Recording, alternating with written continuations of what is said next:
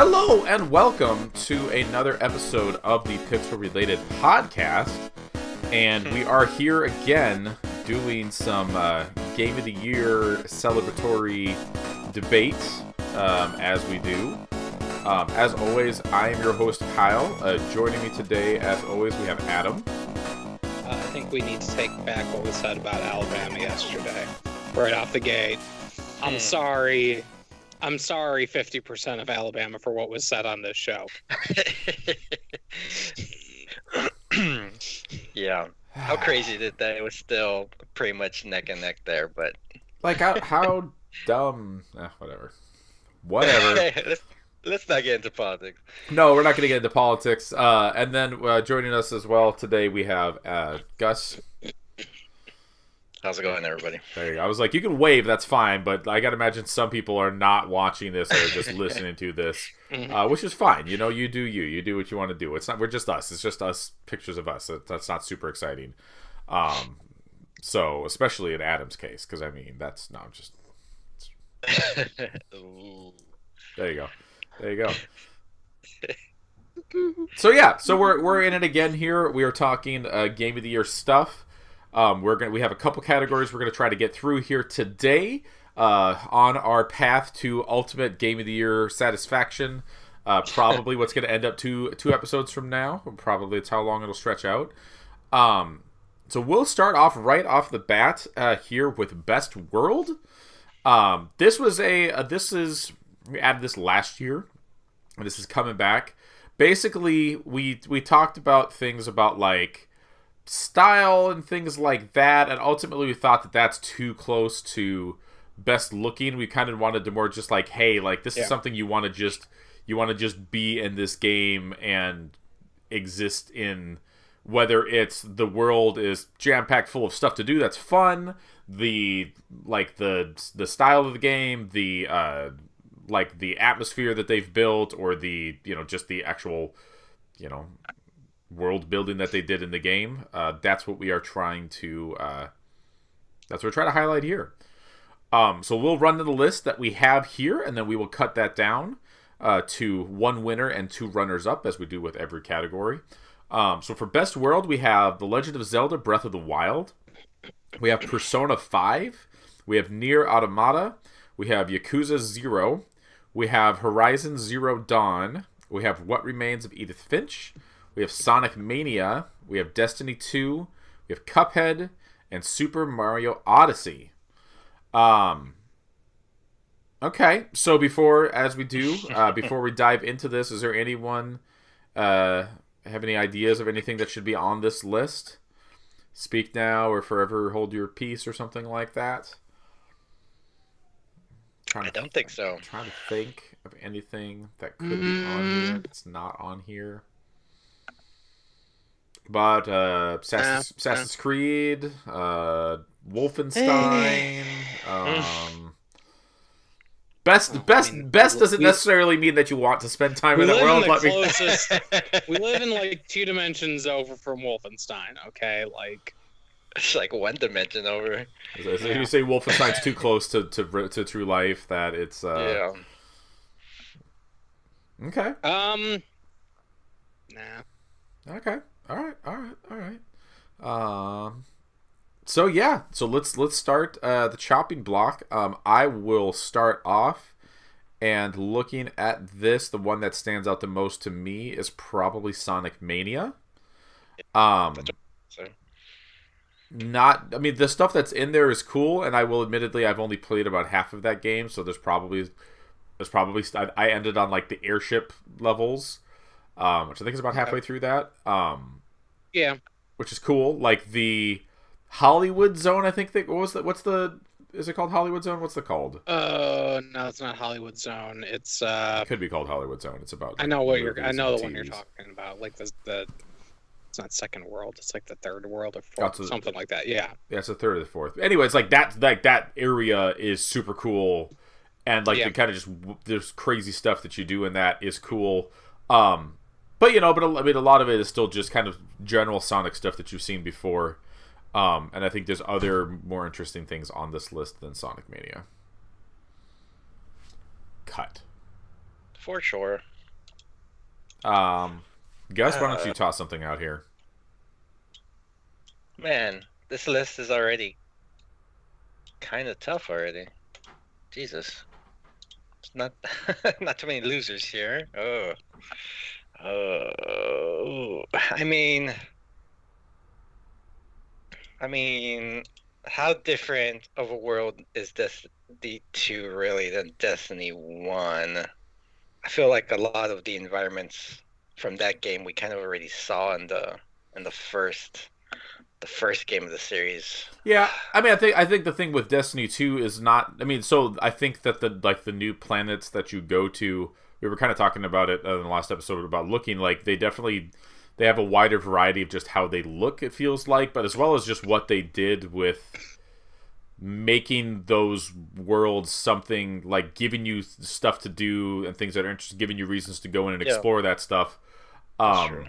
But if you talk about like games that have like these really dense worlds with all kinds of fun stuff to do and giving you reasons to explore and whatnot, there's at least 3 games on this list that are better at it than Destiny 2 is, even with the improvements that Destiny made to doing that stuff. Like, I mean, like, hell, there's a weekly quest that is just go down and just run around and do public events and stuff like that, and that's fun to do every week. And like, if it was like the patrol missions in Destiny 1, like that would be one of the lamest things to have to do to try to get a powerful item every week. And so the fact that it's not terrible to go down and do that stuff, I think is like that is a good thing for sure, but not compared to some of the other stuff on this list. Yeah. All right, Adam.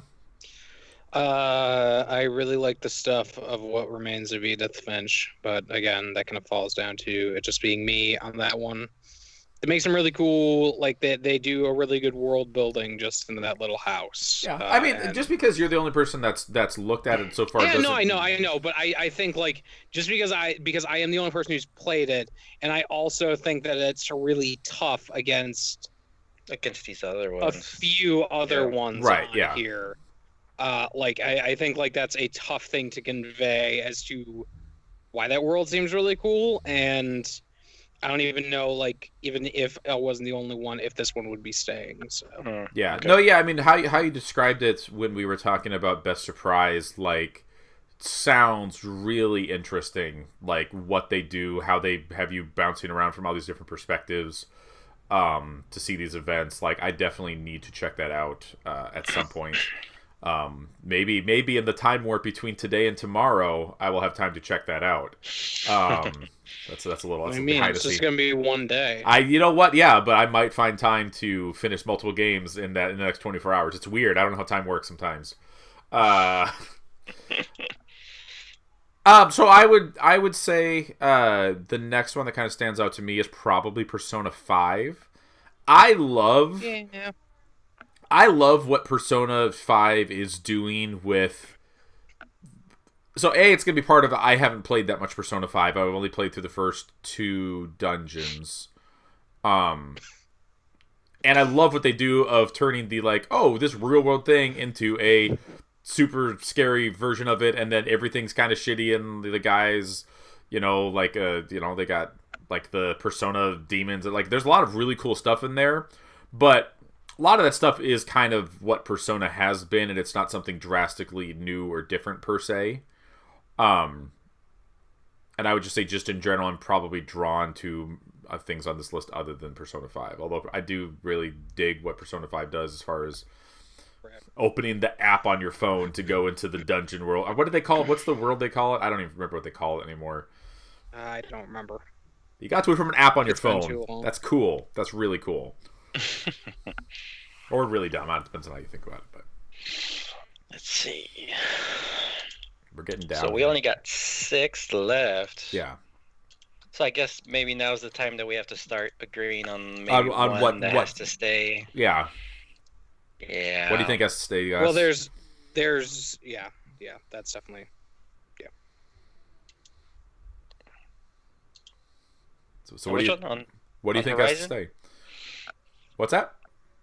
I kind of think Horizon should at least make the top 3 for sure. Just because, like you I were think that's saying the last thing it's got episode. going for it. Yeah, exactly. It's the open world. It's the mixture of the ruins mixed with the modern setting and all that. I think it's and then the enemies in that game, um, those look really really cool. Yeah, and those fights against those enemies, like the big giant robot things, not the regular people, because that honestly I don't like those fights at all.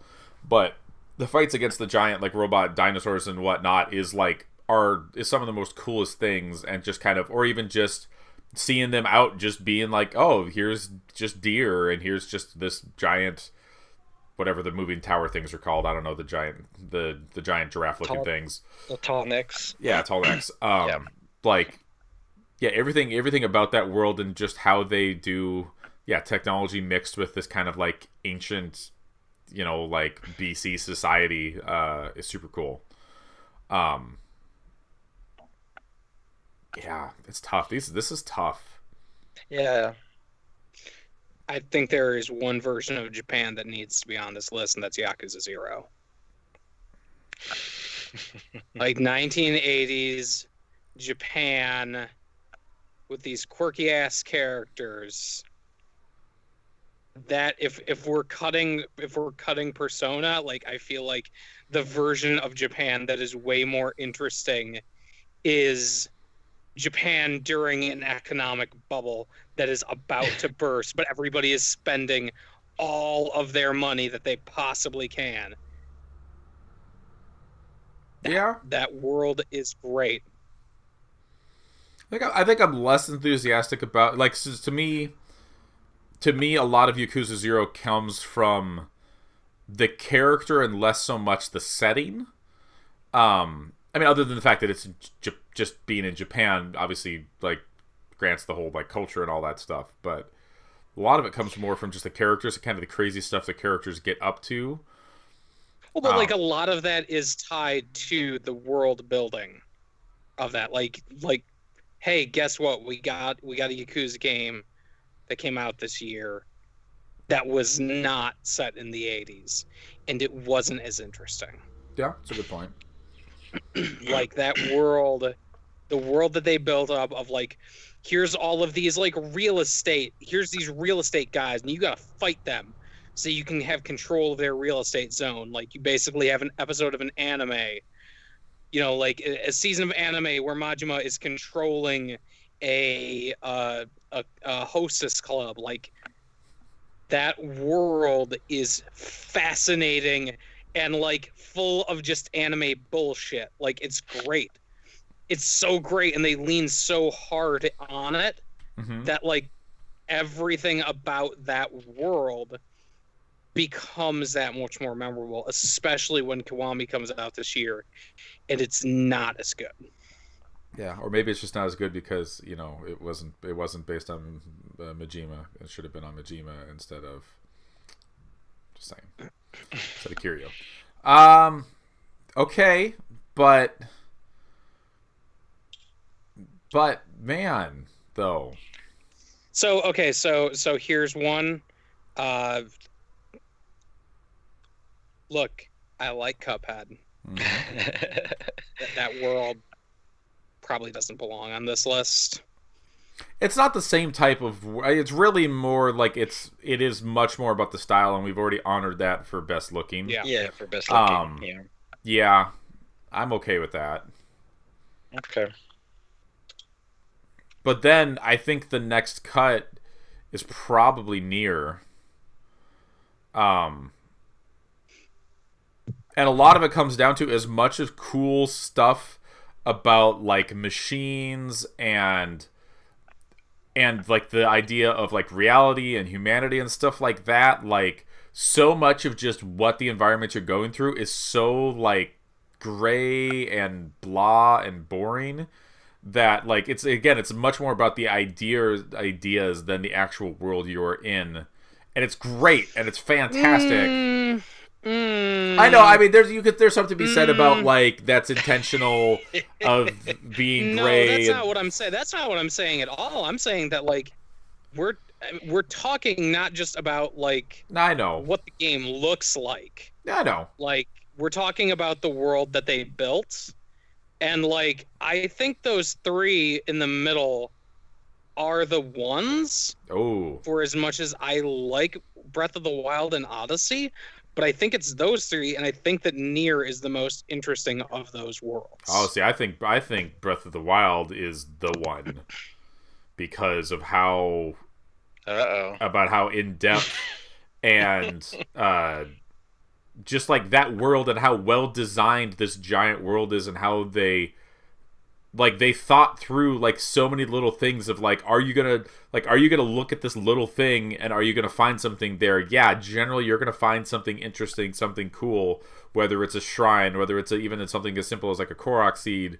Like there's so much stuff in that game and they don't hold your hand, they don't even really point you in the direction at all. They leave it to you to find something, and if you just go about that world just exploring, you're gonna find stuff. Like I mean, you're gonna get the same thing though from Nier, is the thing. Like you get the characters that are in that world. Like you get like that world is populated with some crazy shit going down. yeah, it is. And Just like because Zelda's not crazy, I think that is probably one of the best designed worlds as far as just being in that world and playing the game that has maybe ever existed. As far as from like a gameplay perspective, like But but is it because it's different than the previous Zelda installments, or it's just because they actually pulled off making a big open world experience with Zelda? even just think what it does compared to other open world games, like the fact that you could just climb any surface. So you can literally just go basically wherever you want to and do whatever you want to. You're still limited by the stamina meter and what you've upgraded and how you can do that stuff, but like you take that into a game like Horizon where you have this very like strict, like you have to jump on these these yellow poles sticking out of the wall to climb up this particular thing or something like that. Like, and yeah, like the just like in Horizon and stuff, and Nier, like there's a bunch of side quests and stuff like that littered throughout the world, but Zelda doesn't hold your hand at it. It just lets you go free and lets you do and lets you find whatever you want to do. And it, for as giant of a world that is, probably not the biggest of worlds that have come out, like the biggest like map is probably Assassin's Creed from what it sounds like, but they fill every last little bit of that with something that's interesting, even if it's just like an interesting rune or a really cool like forest setting, or there's everywhere there's all kinds of cool little things to find. Like I didn't even go around and find all the shrines, but I spent countless hours just exploring, just climbing up to this peak, get to the peak, look around, see what I can see. Okay, mark that on my map, and then I'm going to go down there and I'm going to see what that is. And almost every single time it was something cool and something interesting to see, something to experience. So I guess I would ask then, does that mean that you all both agree that we should probably cut Mario Odyssey at this point? Gosh, Maybe cut a little fat at this point? Mario's really good too, though. But I think like I think a part of what makes Odyssey's world so interesting is its design, like its graphics. The game looks pretty as hell. Yeah. Um, Even Mario has the same type of thing of what I'm describing in Zelda, though, of like those levels, although much smaller in scale naturally because of how they're designed, are similarly just filled with stuff. Like you're running around, you're butt stomping things to try to find moons, and like especially when you go into those levels for the first time, like kind of as you're playing through the game, like there's just stuff everywhere to find. Like, oh, like the top of that statue is shiny, and oh, if I go spin my hat on it, I'll get a thing. Like, oh, like what's this guy over here? If I talk to this guy, go sit on the bench next to him and just chat with him for a second. Like they're so packed and dense full of stuff. I don't think it's nearly as impressive as what they did in Zelda, but it is very impressive. No wasted space. Yeah. I mean, maybe in the Sand Kingdom, but I mean that's kind of by design. I think there's a lot of sand in the Sand Kingdom as it turns out. Weird. Yeah, I mean it hurts me, but I think I'm okay with that. Um, but I don't You know agree what with to. that, Adam? I don't know what I. Well, I don't know what to do with myself for the next pick though.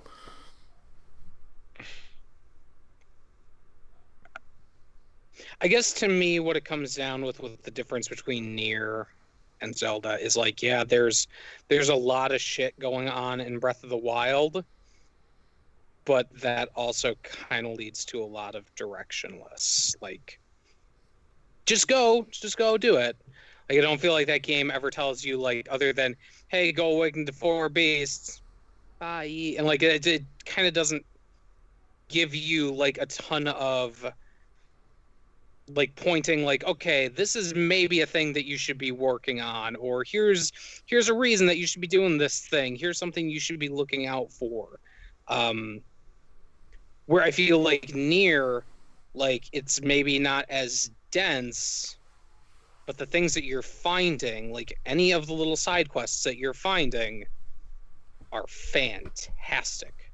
Like, I think that the side quests in Near are like maybe some of the most in-depth things that I've played. Where it's like it can be Well, something that's like really simple, like, okay, hey, you're gonna go out and you're going to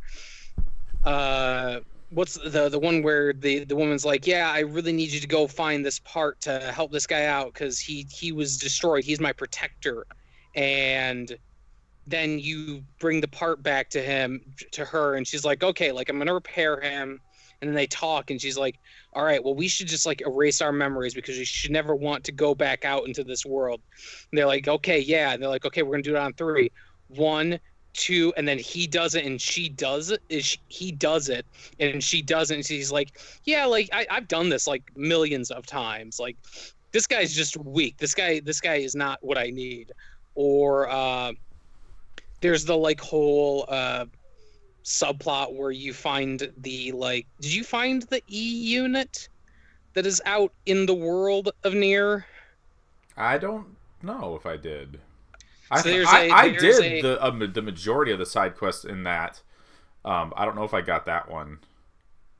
There is an E unit walking around, and that, like, when the thing happens at the end of that game, like, or well, I guess it's kind of the midpoint of that game. Well, game has such a weird timeline for where everything stands. But anyways, when you kind of get that reveal, like, there's always this moment like, oh shit, like I could have just entirely missed that, but you kind of learn very quickly what the repercussions of her being like, yeah, E units. Right. It's like, oh, that's really good. Like, I feel like the side stuff of Nier plays so strong into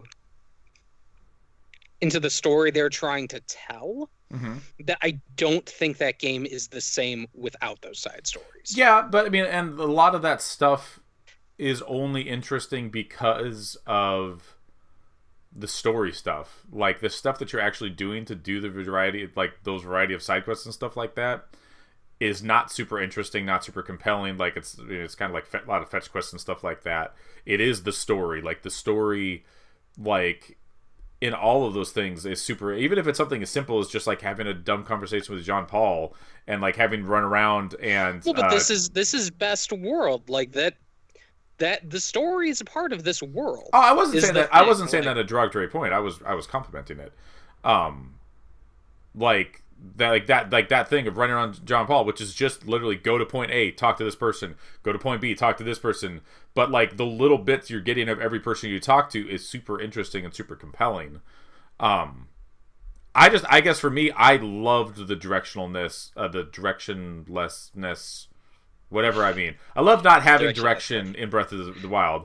I love that I was just going, all right, what's over there? I don't know, let's go find out. I mean, yeah, and there's side quests that will point you. Uh-oh, we lost Adam.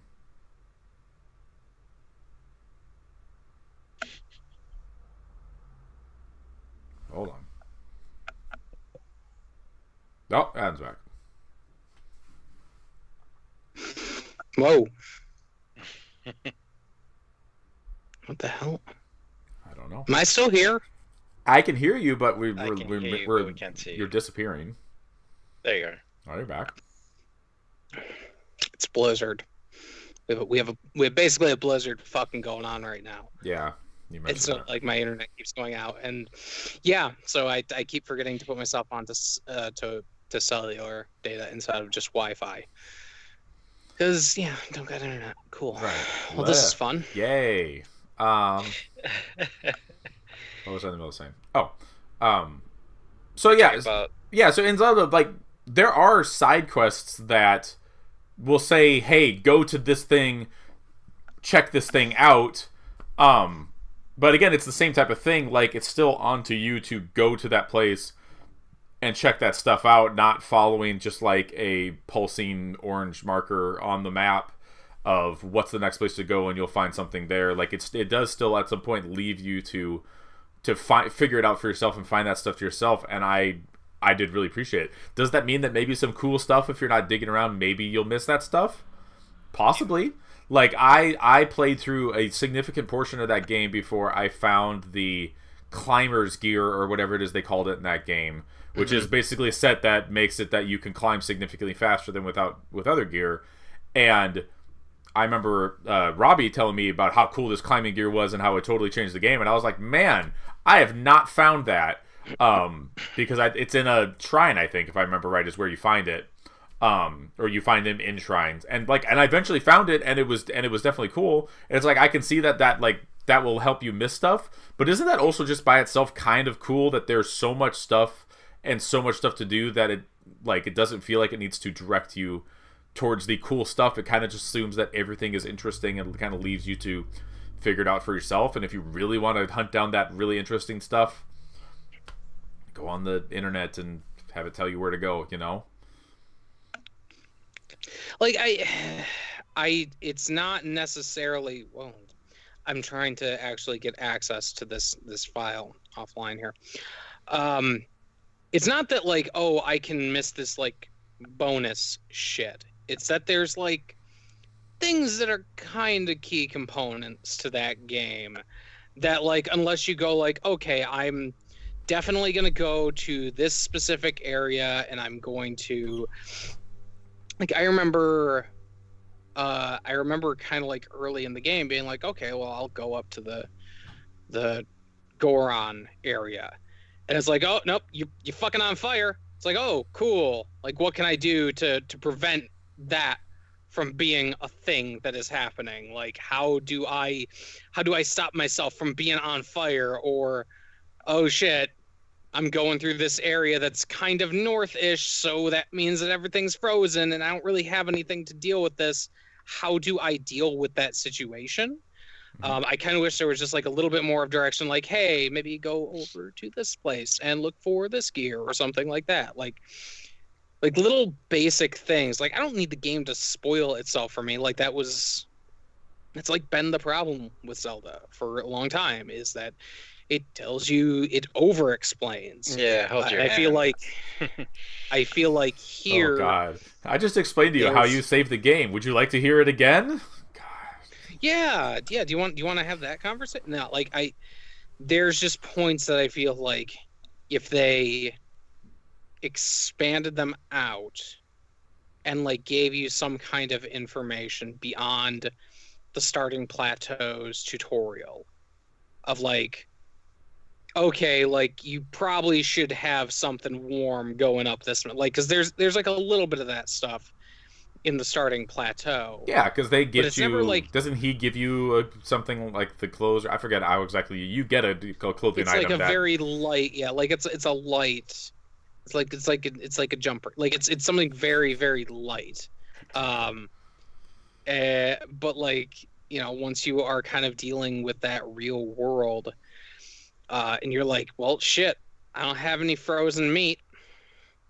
Guess I can't go the fuck up here. Like, you know, there's just kind of this like, well, I guess I gotta kind of stay back, and that's kind of gating me from doing that. I guess I will just kind of go around when the thing that I want to do is right the fuck over there. Like, make no mistake, like, it's still probably my favorite Zelda game, but I think that they could have done a better job of like pointing you in a direction. Hmm. Like, don't tell me what I got to do. Just point me in a direction. Like, I guess like, turn me around. I didn't. I never had any.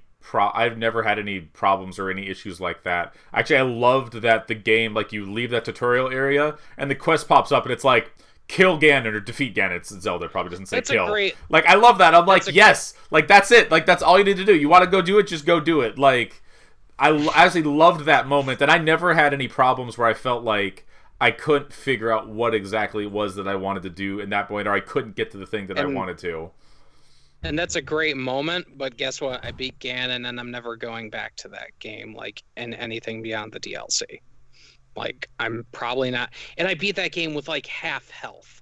Like I only made it up to, like, the first set of... I basically got enough to, like, get the Master Sword, and that was it. Mm-hmm. Like, I felt no... Like, there was nothing that was like, man, I really should go back and explore this world.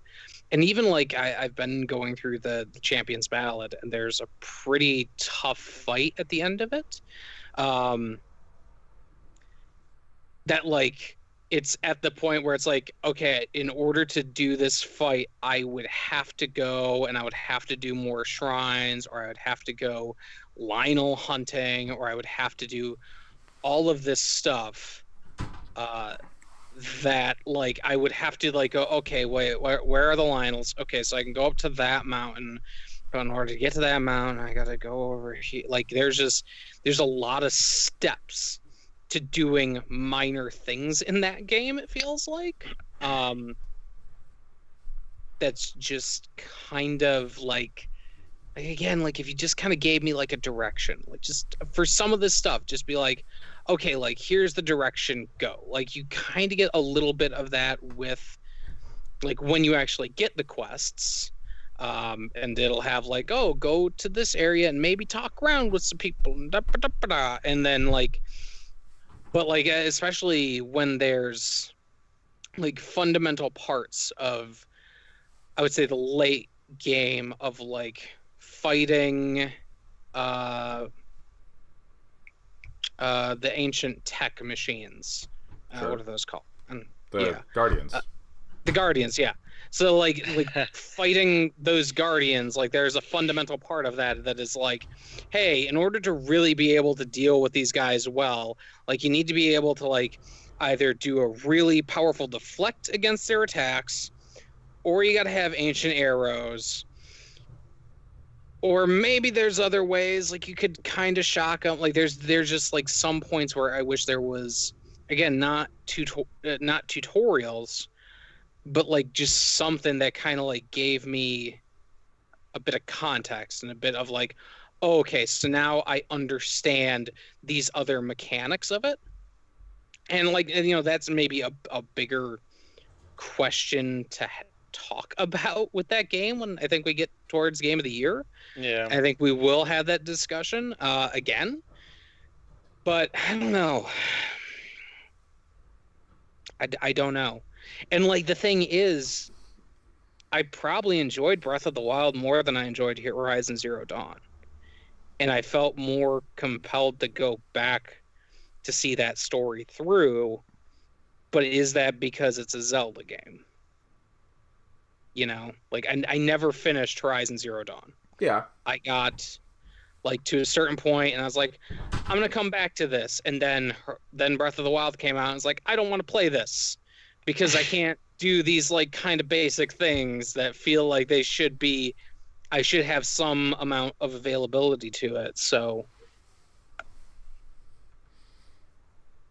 I don't know. Yeah, I mean, it's me looking at this list, and for how strongly you feel about Nier, I would say that Yakuza would probably be the odd man out then, because I do like the thing that I liked the most about Horizon, which I think it's a really good game. I didn't, to be honest, I didn't beat it either. That's mostly because I got bored of the killing regular old human stuff, because I just found that really uninteresting in that game. But everything else about that game, like navigating the world, trying, sneaking up on the robot animal things, like all that stuff is super cool, and I love so much about that stuff, and I want to see what the story is with Aloy and all that stuff, because it's super interesting, it's compelling, and I got a little bored with the gameplay, but that's not really what this category is about. Whereas Yakuza, I love Yakuza 0. Yakuza 0 is a great game. And a lot of it comes from the world. Like, I think the world, I think you get it just from the time period and the setting, not necessarily that they crafted this really unique interest. Like, it's a stylized kind of crazy version of 1980s Japan, but it doesn't feel as fresh and unique as like the other three on this list. I see. Those are the two that I feel incredibly strongly about, and it doesn't sound like I'm going to win this debate. But I think that if Yakuza gets kicked off of here, that's fucking crazy. Like, look, you felt compelled to finish Yakuza 0. You didn't feel compelled to go back and finish Horizon Zero Dawn. Yeah, but I mean, like, but again, the world... it was a gameplay perspective thing. Like, I really enjoyed the gameplay of Yakuza 0. I thought the combat was really fun, and the combos and stuff like that were fun. And Horizon, I had some gameplay hiccups with, and honestly, I want to go back and finish Horizon Zero Dawn. It got the Zelda thing that happened to it, where it just happened to come out a week before, or 4 days before Zelda. And I went back to it a little bit over the summer, but then I got distracted by something else, and I don't remember what it was. But I also didn't hang with Yakuza 0 like you did. Like, I didn't feel compelled to go do like all the side quests. I didn't like max out the Hostess Club stuff or anything like that. Like, when I saw that story to the end, I was satisfied and I stopped. Like, I didn't get nearly as deep in it as you did. So I feel that Breath of the Wild is probably going to hang in there when some of the upcoming discussions that we're going to have as far as Game of the Year.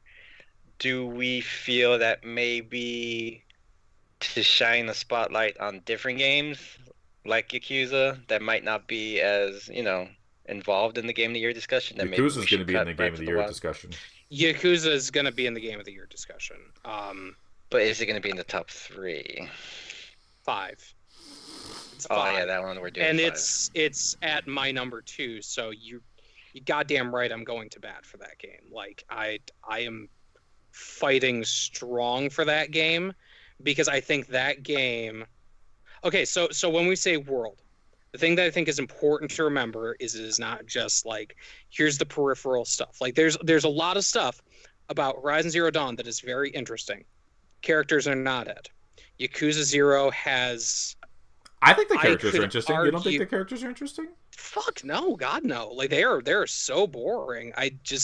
The entire Aloy story. I guess it's more about what's going on with Aloy rather than the actual character of Aloy herself. Characters, yeah. Like, that's, and I feel like the overall mystery. I think that's splitting hairs. The characters of Yakuza 0 are so strong. Like you said, you didn't go and do the the host club, the hostess club. Or I did some of that. I did some of that stuff. Like, I did. But you didn't finish it, and that's like, you get more of those characters and those like story beat. Well, I guess it's not story beats, like side story beats.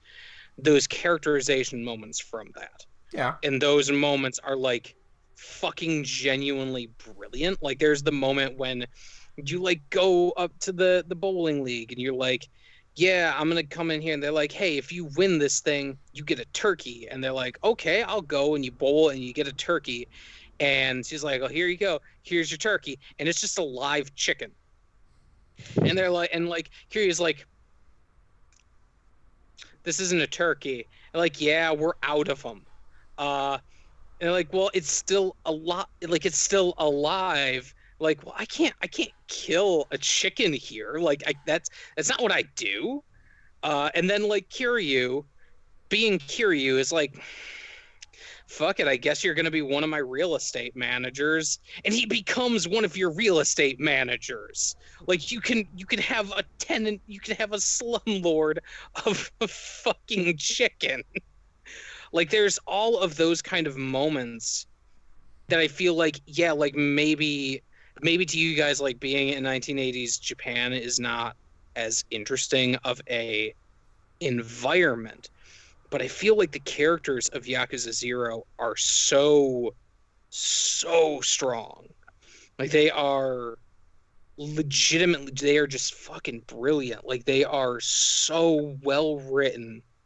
They get so many different, like, you get so many different angles. Like, with Kiryu, you get, like, the whole, like, I'm a big badass macho dude, but then he's like, hey, he's also like a real softie, and you kind of get that also with Majima, and you get like this really interesting story that is like paired with these like this interesting stuff around the periphery that I think like keeps that game interesting until the end.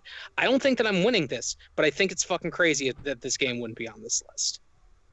Like, I am resigned to that fact, but I think it's fucking crazy. Yeah, I said cut Breath of the Wild. I think that's crazy. I think that's crazy to cut Breath of the Wild for what they did for open world games. Like, that's crazy.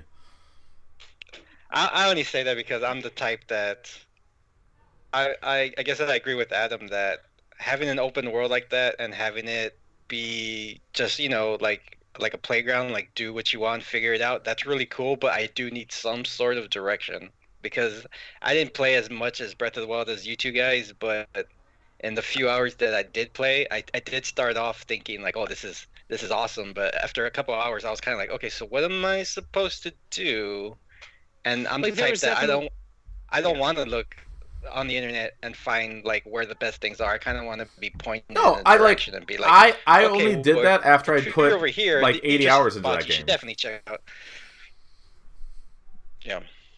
Like, there was definitely a point with Breath of the Wild where I was 50 hours in, and well, no, I wasn't even 50 hours in. I think I was like 40 hours in. And I was like, all right, I guess like maybe let's see if we can beat Ganon. And I did, and I was like, man, I should really check the rest of this game world out. And I didn't. Because like when I went back into it, I felt like that's the thing done. Like, that's the big quest out of the way, and I don't feel like I need to go hunt this stuff down. Yeah. And that was like, once you kind of get that specter of go beat Ganon out of the way, you're just kind of left with like, here, there's a bunch of shit. And I think that's cool. Like, I think it's a brilliant game. Like, don't get me wrong. Like, I think it is a brilliant fucking game. But I think that once you kind of remove that specter of Ganon, and like, granted, Ganon is a big fucking part of that world. He's always off in the distance. And I think that's like a cool idea. I think that's he is really literally the fucking center brilliant. of that world. Yes. Yes, that's great. That's so fucking brilliant. But like, once you are past that, or at least once I was past that. Again, this is all personal taste here. Yeah, this is all us. Once I was past that, I was like, I don't feel, and part of it is also like, it's rare that an open world game, like once I'm kind of through the main quest line and that sort of stuff, that I'm going to go off and I'm going to do everything else. Like, I'm looking at like Assassin's Creed Origin, and I really liked Assassin's Creed Origins, but like, I'm done with that game. Yeah. Like, I'm not going back, and I'm not going to go visit like all the tombs and do all that shit. So I think if I had that kind of time and that kind of dedication to a single game, like, maybe I would, but I don't know. Like, I don't. It is still like my favorite Zelda game, but I don't feel that need to go back and like go shrine hunting or go Korok hunting. Yeah. Well, and that's the thing is, I am very much like you. Like, the one I always remember is Black Flag. Like, Black Flag is gigantic. Yep. Tons of stuff to do. Take your boat to this tiny little island, dig up the treasure, go into the diamond, like all that stuff. And I was going around doing all that stuff, loving that stuff. Second to beat the game, I was done. Like, it's like, I should, like, it's, yeah, I love this game. I should go back and I should check out that stuff because I loved all that stuff. But yeah, the second I beat that game, I just couldn't find it in me to go back and do that. And that was the experience I had with Yakuza. Like, Yakuza was very much like, I was enjoying the side quests I'd done a bunch of side quests, whatever, but when I beat that game, I felt complete. I didn't feel the urge to go back and play it. Opposite was Zelda, though. Like, that's one of the few games that I've actually beat it, and then I just kept going, and I wasn't specifically shrine hunting, or especially not Korok hunting, because there's way too many Koroks in that game. It's ridiculous. Like 800 something or whatever. I don't know. There's too many. But it's the type of thing where after I beat it, I did want to keep going because I was having fun just going around and exploring, because I knew I hadn't seen everything that game had to offer, even if I didn't need it to beat Ganon or whatever. Like, yeah, I got like max stamina and a bunch of extra hearts, and I can take down the white Lionel, whatever the strongest version of the Lionel is. Like, I could do that stuff. But that's not why I kept going at it. I kept going at it just because I wanted to experience and I wanted to see it. So I guess we cut Horizon then? I feel bad because I think Horizon's really cool.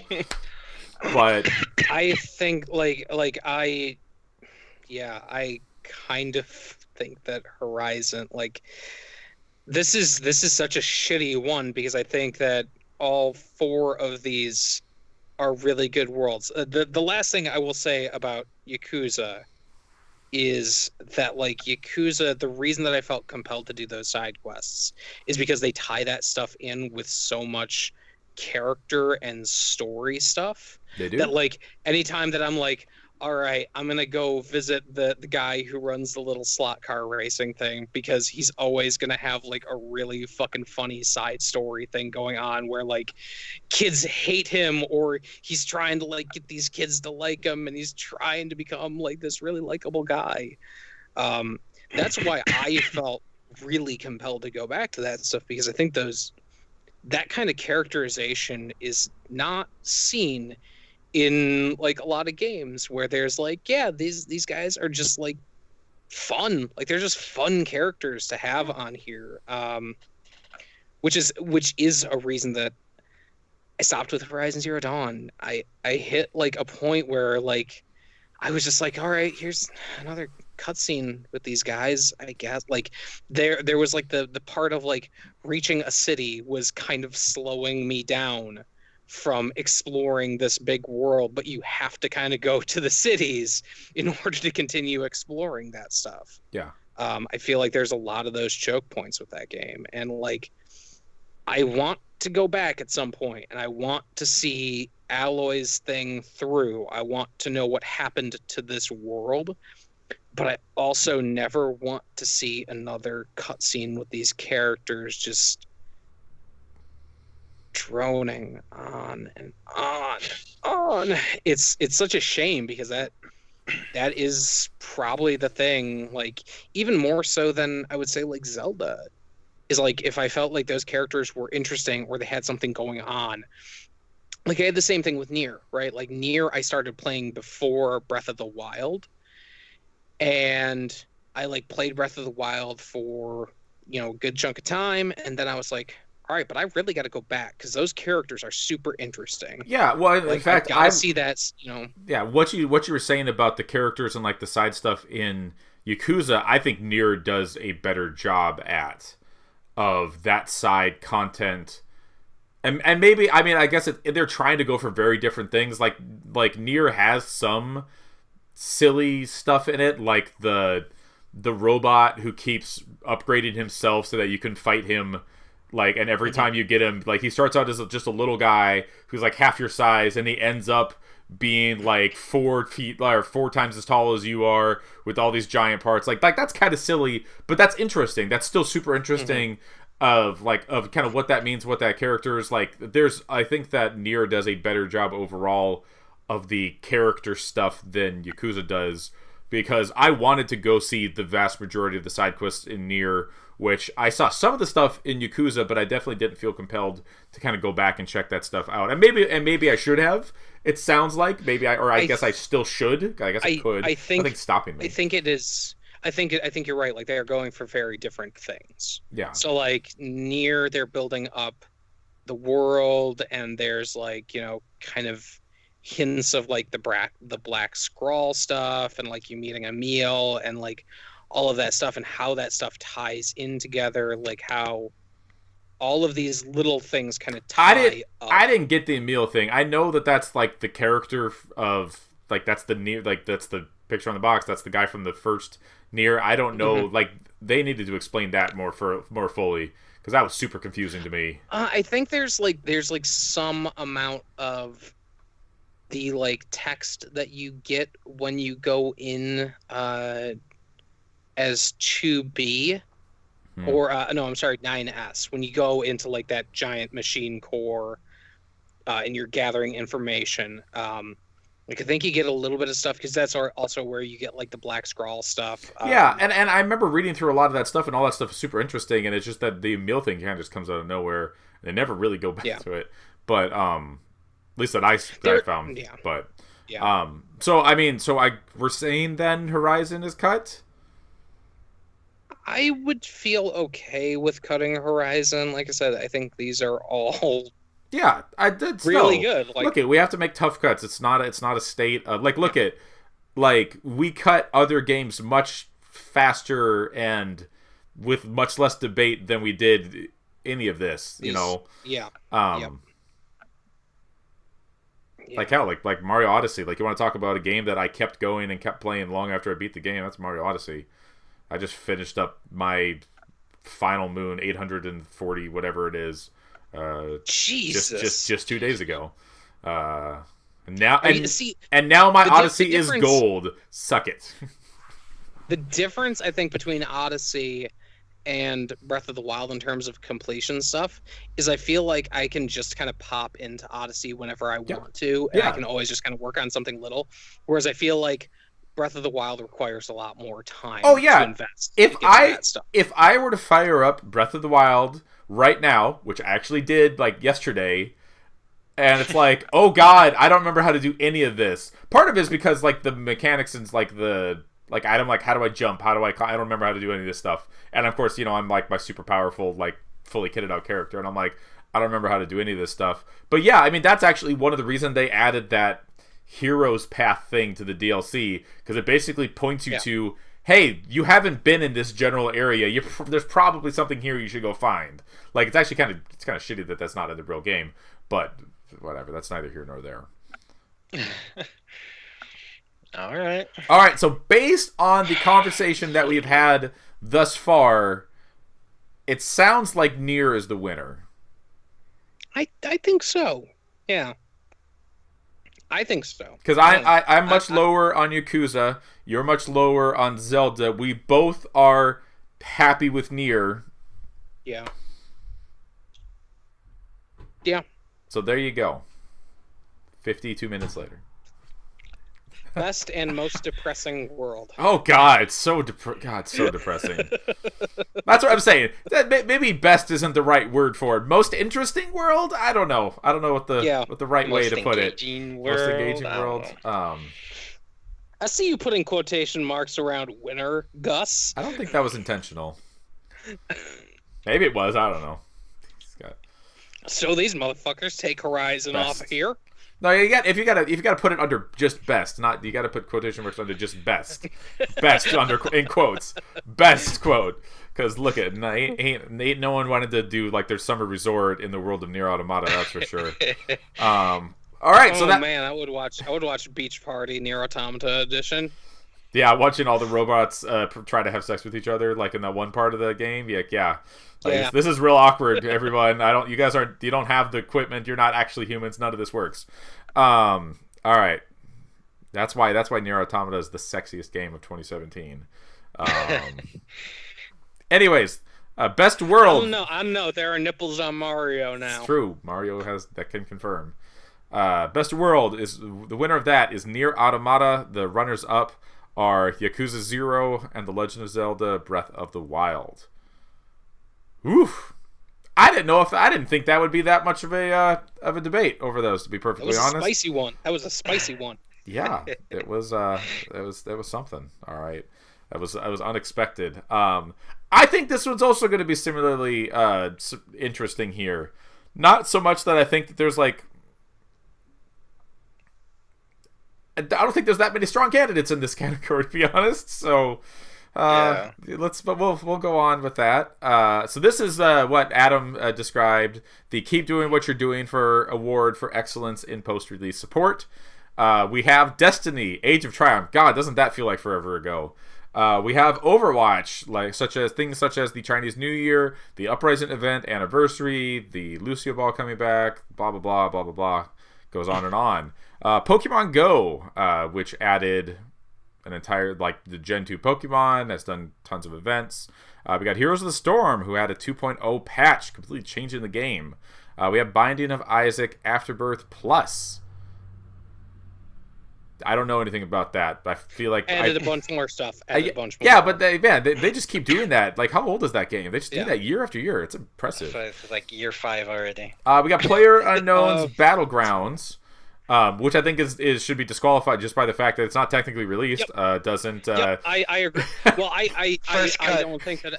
I don't think it's eligible to be in this list because A, it's not released, and B, it was early access, so this is what you should expect. Right? Yeah, that's really. I think that the stuff that they've changed to Battlegrounds is not so much a good job for supporting the thing. It's like, but you guys better do this because this game is busted as hell. Like, and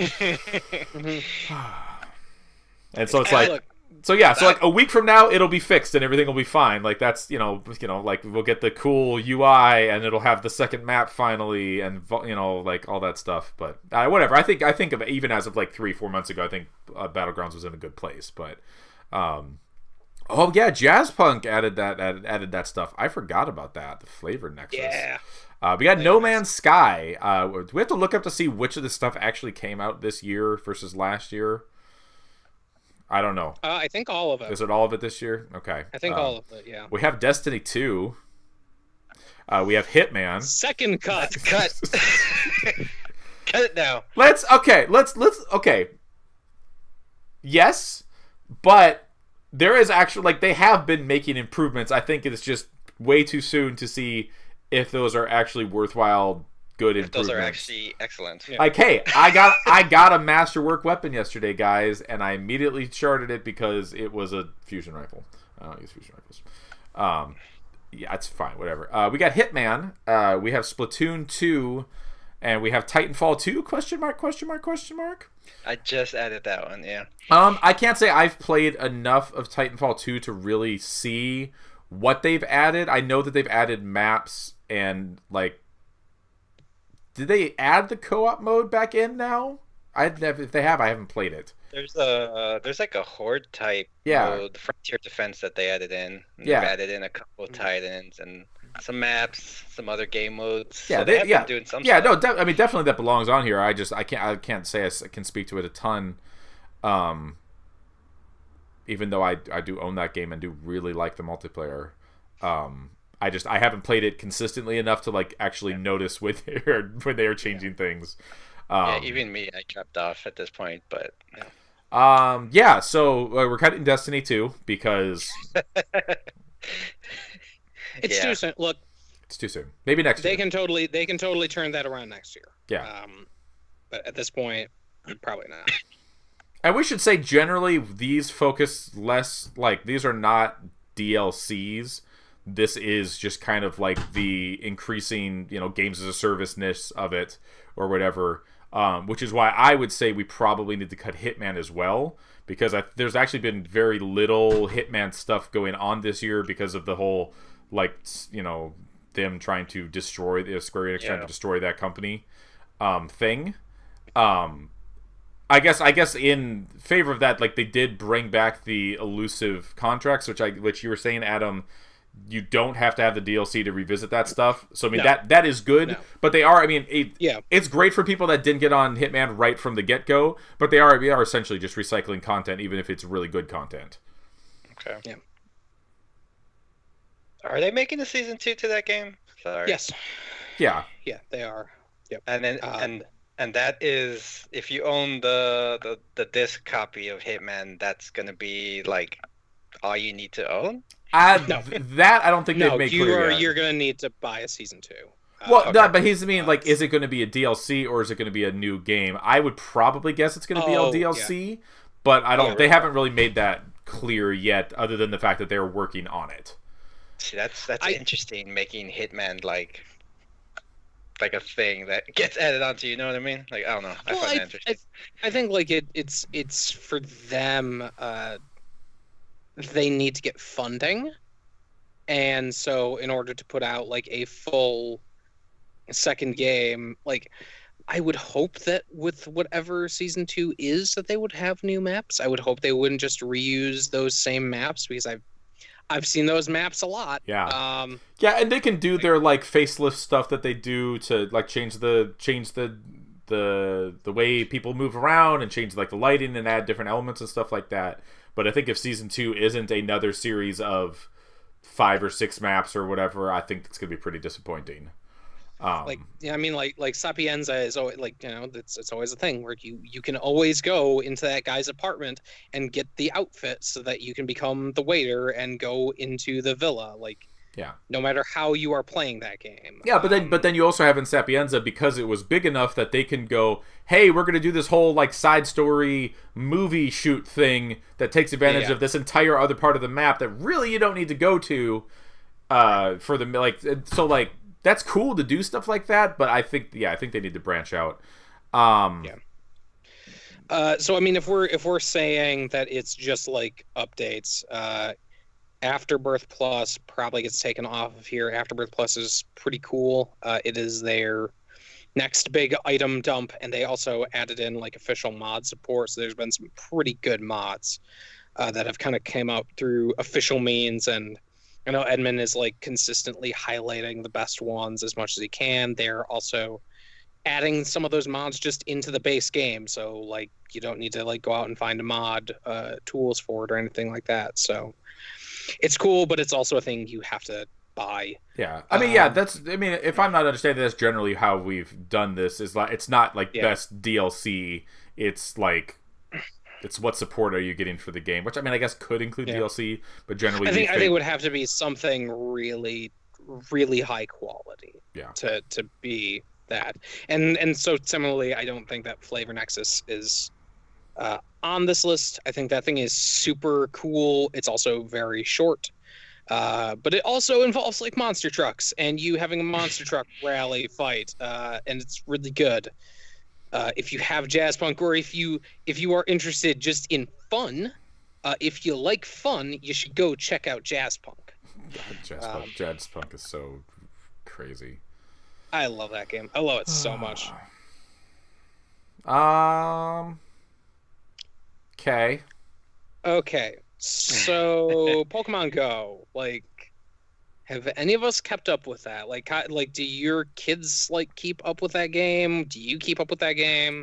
So I fell off that thing super hard. I kept going. I'd have to go look to tell you when exactly they added Gen 2, because it was earlier in this year. But that definitely rekindled us playing Pokemon Go as a family. And they've made decent improvements to just like the life of that game.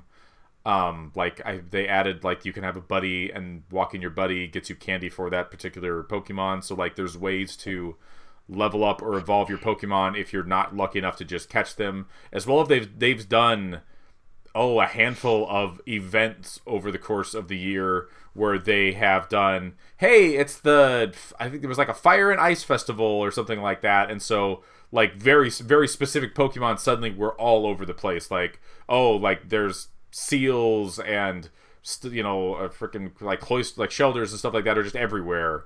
And they've done like ghost events and like all this stuff where it's kind of like sometimes it's stuff that you already have and it's not the big of a deal. Sometimes it's like, like that's gonna help me fill a very specific slot in my Pokédex that I cannot get a Pokemon for. And then just within the last week, they put out the Generation 3, which it hasn't gotten me back yet. Hasn't really gotten us back yet, but that's because I've been very busy. But it will get us back in again. Like my daughter just the other day was like, they added more Pokemon to Pokemon Go. We need to go back and play Pokemon Go. And I'm like, you're totally right. We totally do. We got to go get a Torchic, and I don't remember all the characters from Gen 3. I remember the little Firebird because he's cute. So yeah, I think they've done really good stuff to that game. But yeah, it definitely hit a point where it's like, okay, like I'm done with this for the foreseeable future. Like the thing I will say that maybe makes it fall off this list is that they added the raid stuff. I don't know if you guys have seen or heard of any of that thing. And that sucks, in my opinion. Like, it's the requirement of, like, this is how you get really powerful Pokemon, or it's how you get the legendary, the legendary birds, the Ho-Oh and whatever, Lugia from Gen 2, like, stuff like that. Supposedly, I think Mewtwo and other ones got in there at some point. I'm not entirely sure.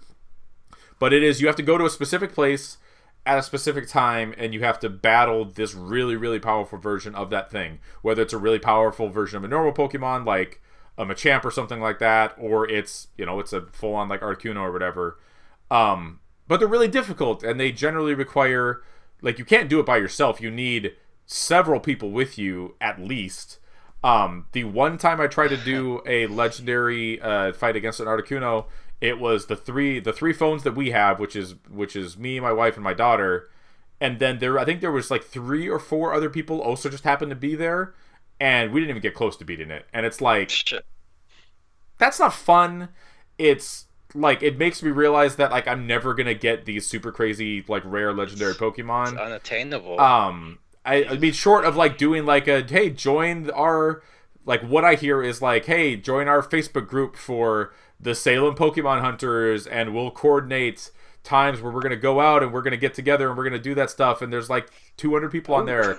And it's like, sure, that's a thing I could do, or I could not do that and just continue to play Pokemon very casually like I have been for the last year. I'll be happy with my life. So I think some people would probably say that Pokemon Go, like, really, like, got really good this year. I think it definitely improved and was well done, but it's not, I don't know. There's also, I mean, that's the thing, is, like, there's not a ton of great stuff on this list though either, so maybe it does make this list. I don't know. Like, I don't know. I think I can see a few right here that I think make it onto the list. But let's talk about ones that I don't think make it onto this list. So we put the positives on here, but let's talk about buffs and nerfs in Overwatch. You really don't like what they did with Mercy, man. I fucking hate it. I hate it so much. It makes me feel like there's not a ton of reason because like it's the Mercy change is purely designed to accommodate esports broadcasting. That is the reason that it happened. They want to make that game into the big esports thing, and you can't really show what Mercy's capable of in the context of esports. So that's why they tried to do this whole Battle Mercy bullshit. That's why they did it. And it makes me feel like the entire time that I spent with that character, because I don't like doing the Battle Mercy shit, is now wasted. Like, I don't have a reason to go back to this character that I spent a majority of my time with. It was like that and Zenyatta are the two that I have spent my time with. And since that thing in particular, it makes me wary about investing any time with any characters. Because and especially with Mercy, because she went through not just the battle change, but then she went through like multiple buffs and nerfs over the course of a few months. Yeah. They changed her layout so hard and so dramatically that I feel like I am now, whenever I'm looking at that game, I'm kind of not interested in trying to learn any characters because I feel like they're now in such a state of flux. Like there's a reason that fucking game was in beta for a year or two before it released, and that's where you should have been able to figure out what worked. And for the most part, they had stuff that worked. Sure, Yeah, they they had did. stuff that they had to change, but Yeah. I think of was it Roadhog got that massive nerf so that he barely does damage anymore? Like it's just a thing that makes me, when I look at the amount of time that I invested with that game, now I just really have very little interest in going back to it. Like maybe for the events, like I checked out the Halloween one because Yeah, they so allowed did you I. to kind of have you have like a little bit more option with who you can choose with this last one, but like But yet they didn't the have a one mode they've where you got. could just choose anywhere you want to, like they did with the Uprising event, which was really annoying to me. Yeah. Yeah, Um, I think those events are really good, but I wonder if their insistence on turning so hard into esports is driving away the reason that I felt like that game was really appealing is that there's a lot of different modes for every sort of player to be playing. Like you could play the Mercy and you could kind of either play her sort of in the backfield and then do a res, or you could be up close and you could kind of play like really close to everybody and try to like make sure that your guys are getting buffs and all that stuff. I now when I look at that game, I feel like any amount of time outside of those events is there's a very real potential that they're going to undo what I learned and not try to talk with the community about it beforehand. Because the mercy, I will keep coming back to the mercy thing. The mercy thing was not a thing that was very much like they tried to frame it as, well, you guys really wanted this, and like everybody that I know that was playing mercy at the time was like, no, we weren't. Like No, we don't. no, that was not a thing that the community was begging for battle mercy, and that's the only way you can play now. Yeah, I look at that update and it soured me on that game. And Yeah. that being such an easy game of the year for us last year, that's real rough. yeah, Like, I mean, that's real rough. I fell off that game pretty hard after I think it was the Uprising event. A lot of what came to me that really bugged me that they changed, because I think they've had a really solid year. They've added, like we were talking about, they've added 3 characters, they've added maps, they've had a whole variety of events and stuff like that. But they added the whole play arcade mode, win 9 matches, get 3 loot boxes mechanic to the way that game progresses. And what I found that is that I ended up not playing real Overwatch. Yeah. Because I wanted to get those loot boxes. Like, yeah. I never actually went in and just played proper quick play Overwatch because I needed to get my 9 wins to get the loot boxes, because the loot boxes get you the skins and blah blah blah, blah blah blah, all that stuff. And I really don't like that. Like, it's a really, like, maybe it's a really dumb thing. Like, maybe I should just play the game for the enjoyment of the game, kind of like I was talking about Battlegrounds yesterday. But it's like that's really put me off in that game. Is like, oh, like I'm constantly just playing random heroes, or the ultimate one where like everyone has twice, where everyone just has twice as much strength and health and blah blah. And I was like, man, I'm just never actually playing normal Overwatch anymore. Yeah. The worst one. I don't know if either you've done the just like deathmatch mode. No. They Well, added into that. Oh, it's so bad. Like, I've done they have their elimination mode, which is pretty cool. I've played that. I know they did add just like an actual full-on deathmatch mode, which seems like a bad idea. Oh, it's bad. It's really bad. Like, and that's the thing. Like, they do, I think, like good free updates, but I feel like that always comes at like a cost of something being made for kind of a nonsense. Like I get why you would want in an environment like we currently have. I understand why you would want to be able to say, here, you can go get loot boxes out of this thing. I understand why you would want to take some of the heat off of you.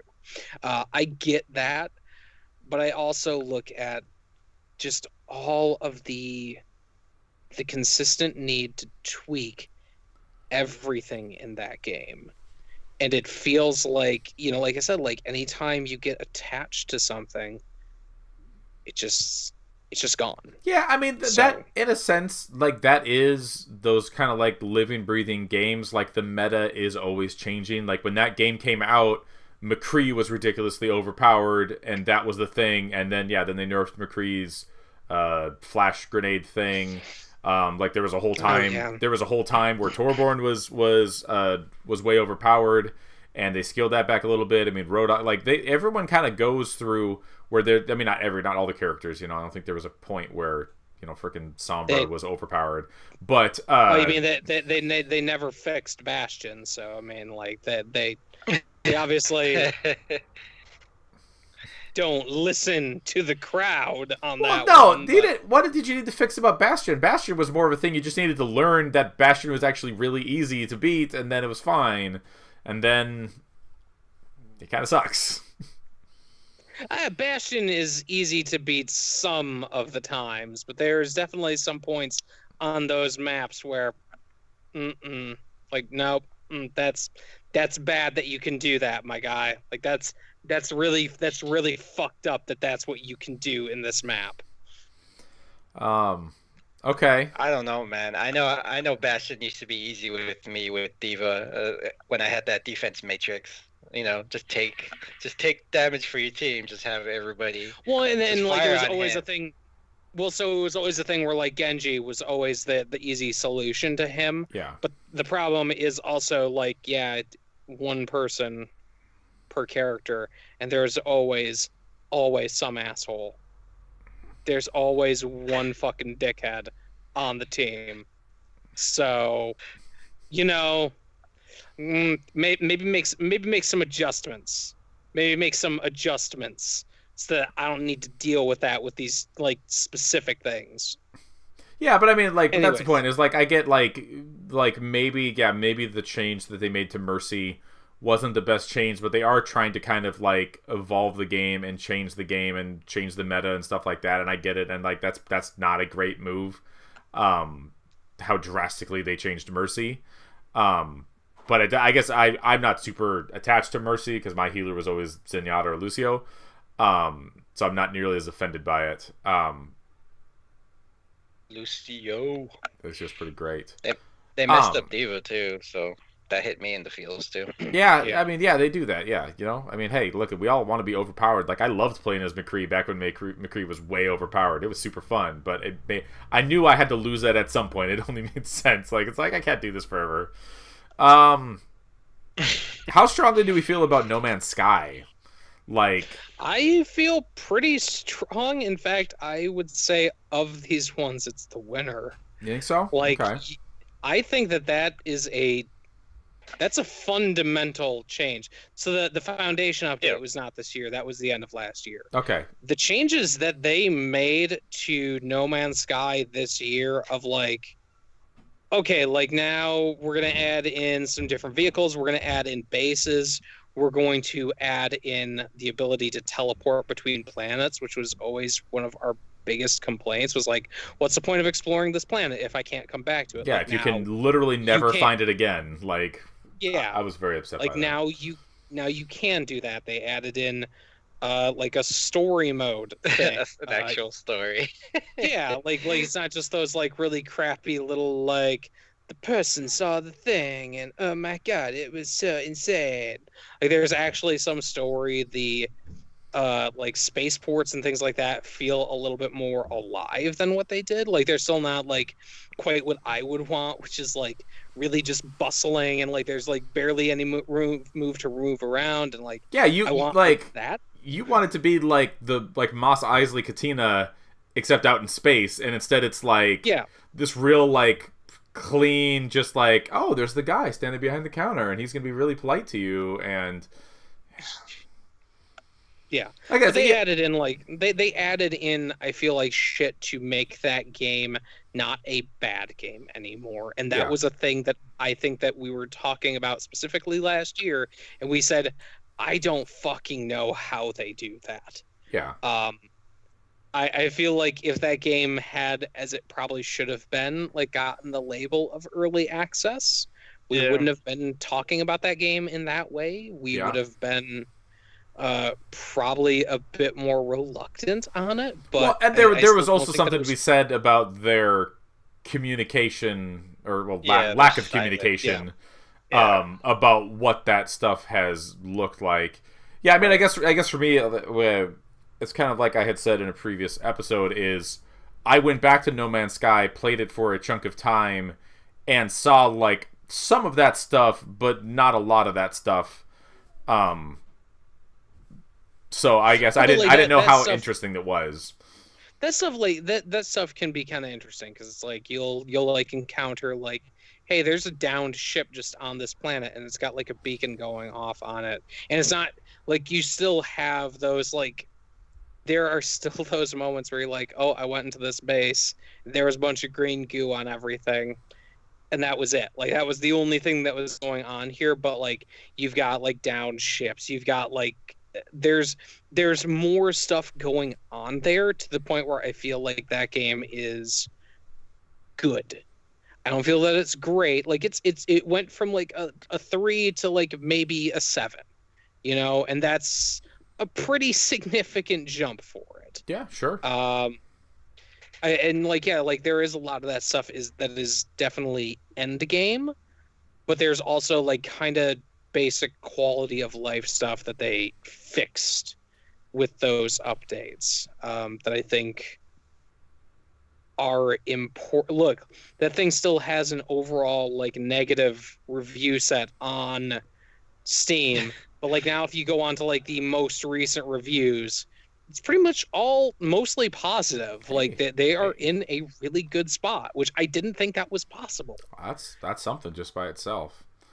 Yeah, I feel like that those updates were the things we wanted. And like, yeah, it's still maybe not quite the thing that I would want. But when I look at it now, I go like, okay, like this doesn't seem bad. Like, this seems all right. You know, this seems like there's like, this year has been too full of games for me to devote 30 hours to go back to this game. But like, if I had that kind of time, like, yeah, I would go back and I would try to check out more of it. Yeah. That's actually funny, because that is the exact same thing I had with the Destiny Age of Triumph stuff, because they did what people have been asking for 3 years, which was bring the raids back to like the normal light level and stuff like that, and they did exactly that. And I went and I played through Vault of Glass again, and I was like, oh man, this is so much fun. And then I just didn't have enough time to ever touch that stuff ever again. I was really glad with what they did, and they added all these like crazy like new armor sets with ornaments and whatnot from completing those raids and doing the heroic versions of them. And they tweaked various little things about those raids, and they added challenge mode back to those. Like, they did the cool stuff that you would want them to do if they had brought back those raids, but I just didn't spend a lot of time with them, just because at that point I was busy with other things. But I think it was a really solid update to it. Maybe a little bit of like too little too late for that raid stuff. So is that like, is the stuff that was there, like, I remember there being some of that stuff that was tied in specifically like to, I want to say it was like March or April was the limit on your time with that? Like, could you go back and do that stuff still, or is that stuff like locked away now forever? That stuff's still there. Like that, like okay. Like end game of Destiny 1 was they brought all of the raids, so all 4 raids up to whatever light level it was, 350 or whatever. I don't remember what it is. And then they had they went on a weekly basis. They were rotating. One of them was like the featured raid for that week, and you could do like a heroic version of that raid with challenge mode enabled. Okay. And so they added challenges to, like, I only played the Vault of Glass, but they added like a challenge mode to, like, oh, beat the Templar without him teleporting, go through the Gorgon maze and kill all the Gorgons. I think was like there was like a bunch of challenges that they added to that stuff that then got you extra loot, and then all that loot was dropping at normal light level instead of, like, if you just went back and played regular old Vault of Glass, it'd drop at like 150 or something like that. Yeah. It would be, I mean, and it's all old stuff that you can't infuse or anything like that. They also brought back the weapons from those things, like Fatebringer and Vision of Confluence or whatever. They did lose their like the base legendary versions of them lost their elemental damage, but they had exotic versions that did have their elemental damage, so you could still kind of, like, they decided at some point that elemental versions of the primary weapons were too powerful, so they got rid of them. So making them an exotic put them more in line with, like, the what's the cool, the Vex Mythoclast. Like, that one was always fire. There's other weapons that you could get exotics of. It's like they got good reasons to go back and check that stuff out if you wanted to. But yeah, I mean, that just became a thing of, like, I just didn't have the time to go back and mess with that stuff. Okay. Like, I always wanted to go back and check out Crota to see how they had messed with Crota, because I knew that I had heard that they had made some changes to, like, the bridge section of Crota to make it, like, not something that everyone just skips, basically. But I never got around to checking it out. But it was a real solid update. I mean, the problem that people had with it is that it added one of those, like, milestone books to it, which was just like a giant checklist of, like, go do all this stuff. Yeah. And you didn't have to do all this stuff. You didn't have to do all this stuff to, like, get, like, max level, to get, like, unlock your, like, special edition t-shirt or whatever, because it's they did that for 2 straight years, where if you get to all the milestones, you get a special t-shirt you can buy. But that, like, if anything, that would be the complaint, is that it was, like, just a giant checklist of things to do. Mm-hmm.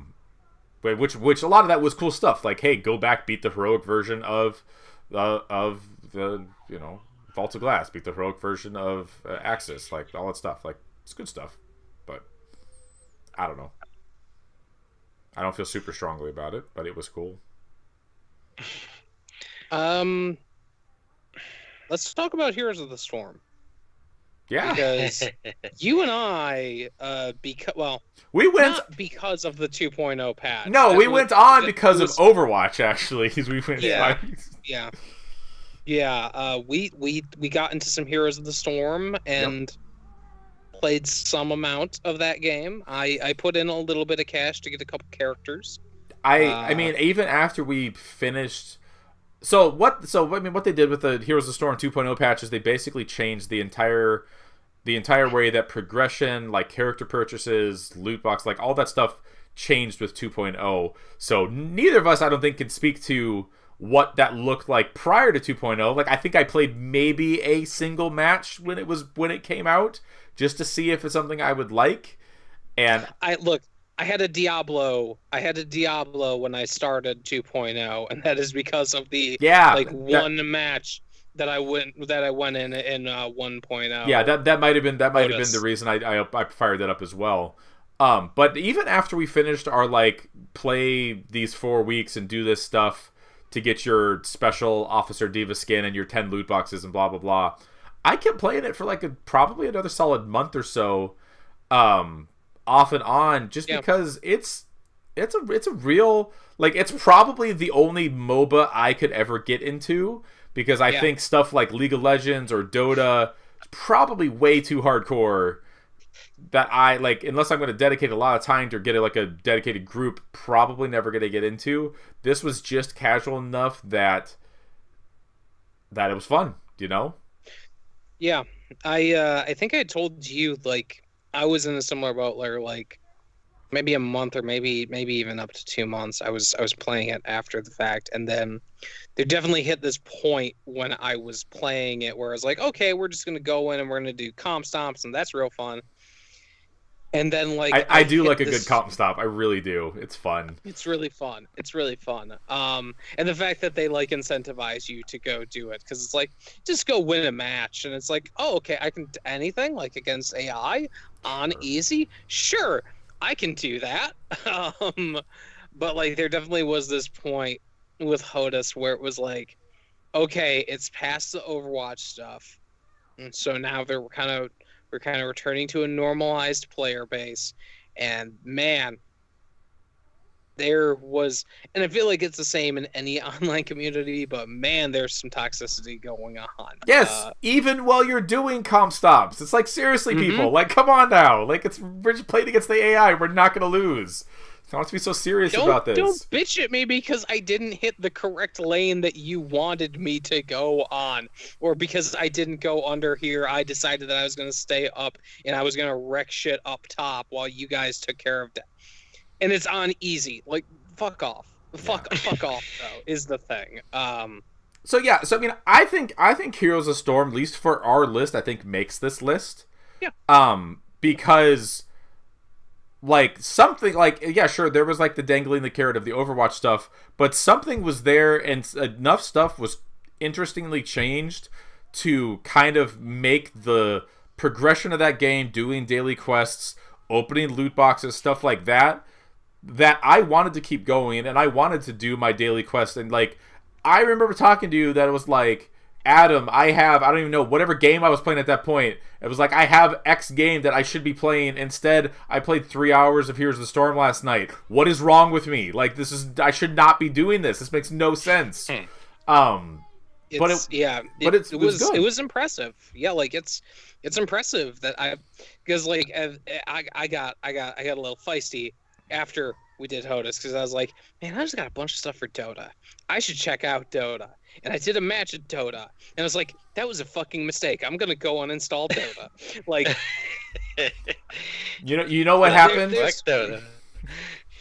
You got too deep. You can't go that deep. It's not, you just stay at the top level. Can't go down a MOBA hole. It's just not. Stay on one MOBA. Yeah. I feel like this is probably like the winner for this category, because the time that you guys went deep down that. Yeah, I mean, hole.